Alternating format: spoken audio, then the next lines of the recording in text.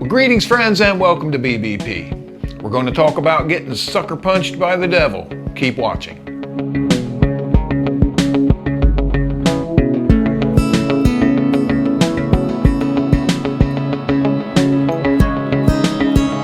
Have you ever known anyone who got blindsided by a temptation, and before you know it, their life is just in a state of turmoil and everything's going wrong?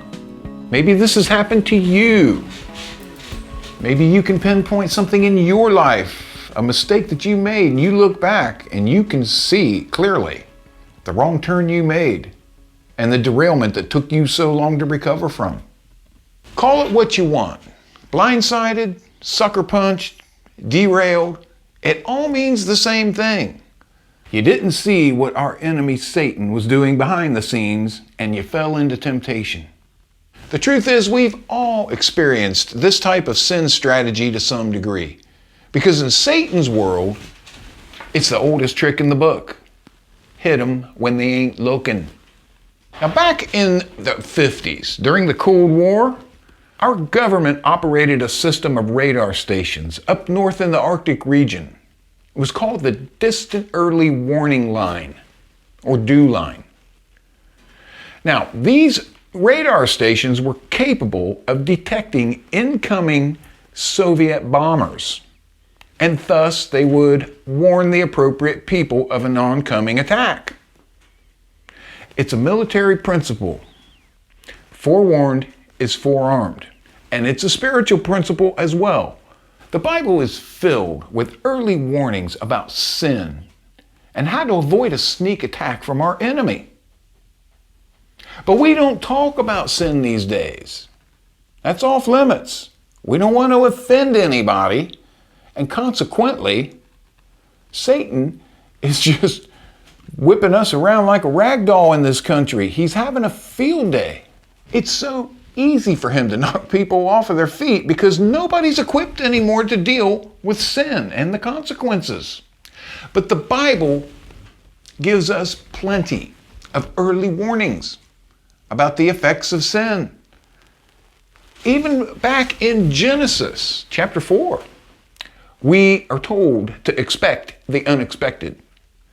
After Cain murdered his brother Abel, God gave him a piece of advice in verse 7. He says, "If you do well, will you not be accepted? And if you do not do well, sin lies at your door, and its desire is for you, but you must rule over it." So that's an early warning to pay attention to. Here's another good one. In Proverbs chapter 4, we get 6 warnings in 2 short verses. Listen to this. "Do not enter in the path of the wicked, and do not walk in the way of evil. Avoid it. Do not travel on it. Turn away from it and pass on." 6 warnings, 2 verses. The Apostle Paul gives us warnings in the New Testament to put on the full armor of God every day to withstand the temptations of the enemy, to renew our minds daily with this word. Now, my question for you, are you doing this? Are you taking time each day to arm yourself against the next attack? I can promise you that some form of trouble or temptation is on the horizon and waiting for you to drop your guard and to start spending your days doing anything other than drawing closer to God. And when you least expect it, you're going to get punched out. So that's my encouragement to you, to spend time every day in this word and in prayer to keep yourself alert. Well, thank you for joining me here today. We'll see you right back here next week. If you have any questions or comments, please let me know. Until then, you keep your eyes on Jesus and not on your troubles. Thank you.